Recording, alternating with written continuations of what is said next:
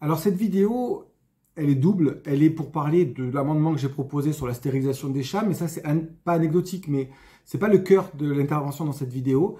Le cœur de cette intervention, c'est la question des amendements, de la démocratie dans un conseil municipal, et notamment celui de Martigues. Il se trouve que vous allez voir une proposition que je fais toute bête, hein, c'est que on fait une délibération, comme toutes les villes, on subventionne une association qui stérilise les chats errants. Bon, okay. Dans la délibération, on propose aussi d'avoir un discours à l'égard des propriétaires de chats en leur rappelant leurs obligations. Et comme la stérilisation ne fait pas partie des obligations légales, je proposais qu'on rajoute aussi une intervention pédagogique à l'égard des propriétaires de chats pour qu'on les sensibilise aussi à la question de la stérilisation et qu'on en discute avec eux. Bon, la question, le vote mon amendement a été rejeté, c'est pas trop un problème en soi, mais je vais vous laisser regarder les discussions qui ont tourné autour de ça dans ce conseil municipal. J'ai posé 4 amendements sur 50 questions. 50 questions, c'est long. Le conseil municipal, il a duré presque 3 heures. 3 heures, j'ai dû parler en tout et pour tout mis bout à bout, peut-être 5 ou 6 minutes. Et on dirait que c'est abusé. Les gens étaient fatigués, lassés. Quand je propose un amendement, j'entends autour de moi...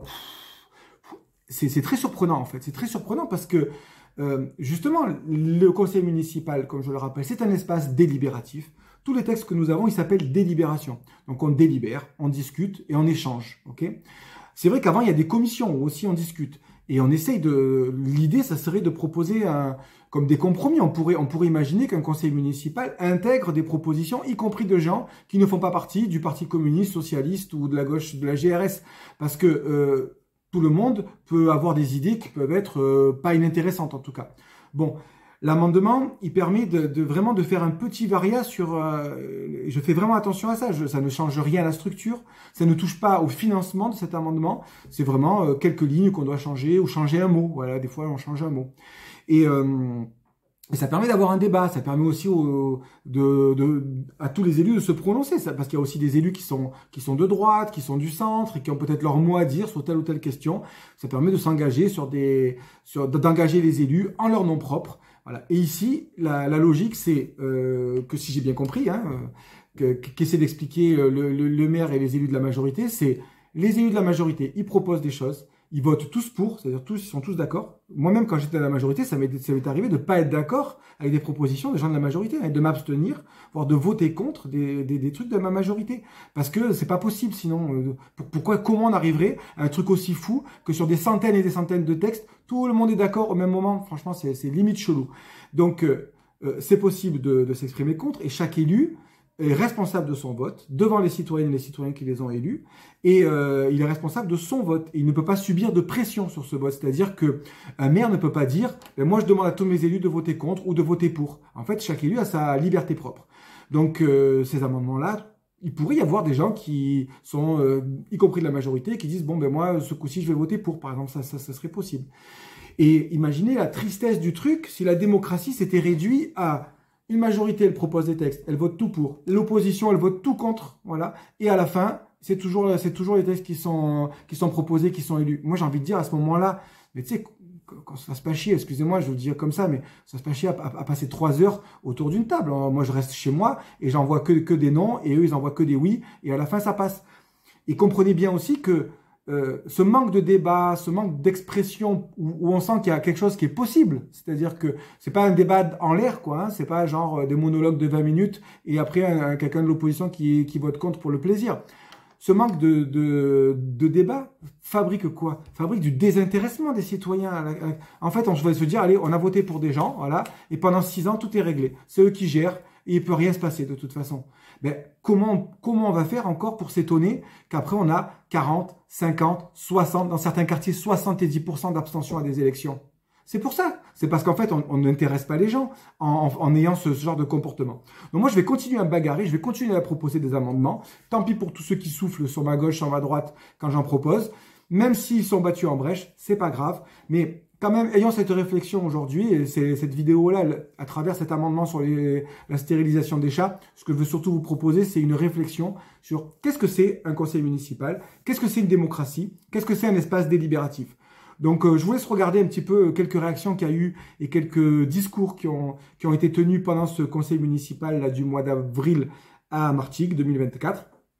Et puis, dans les commentaires, dans les échanges, ou quand on se croise au marché, ou au café, ou quoi, c'est volontiers que j'en discute avec toutes les citoyennes et les citoyens qui sont disponibles pour ça. Voilà, merci. Alors, il y a un amendement. Désolé. Oui, mais c'est tout à fait le fonctionnement normal de l'Assemblée, bien sûr. Frédéric. Et je pense que si j'étais député, je ferais des propositions de loi, même si je sais que les macronistes votent contre sous prétexte que je suis de gauche. C'est la vie. Exactement. Ceci dit, il y a quand même des assemblées délibératives. D'ailleurs, il y a des personnes ici qui l'approuvent et qui votent, d'ailleurs, du Rassemblement national à la droite, qui soutiennent certains. Oui, ça c'est petit tout quand même, parce que le Front National vote aussi des trucs que vous proposez, ça n'a rien à voir. Bref. Je voudrais juste, avant que vous votiez, dire que trop d'amendements tue l'amendement. Alors, je sais qu'il y en a un, mais allez, voilà. Il y a un amendement, et c'est la règle, on écoute l'amendement. Il y a 4 amendements sur 50 délibérations, c'est pas non plus le bout du monde.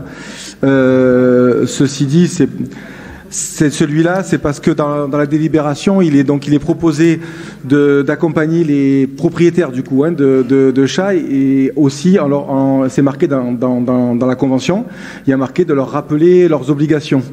Et il se trouve que la stérilisation n'est pas une obligation, donc je me proposais aussi, puisque dans la convention vous parlez de s'adresser aussi aux propriétaires, qu'on ait une adresse pédagogique sur la question de la stérilisation, y compris aux gens qui possèdent des chats, pour les informer de ça, quoi. Voilà.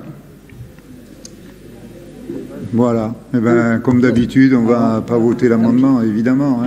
Bon, voilà. Il faudra d'ailleurs qu'on discute de ça en dehors de tout, parce que c'est un peu incompréhensible, mais voilà. Il y a la posture, il y a la position, voilà, dans une opposition, et c'est pas possible. Je t'en prie.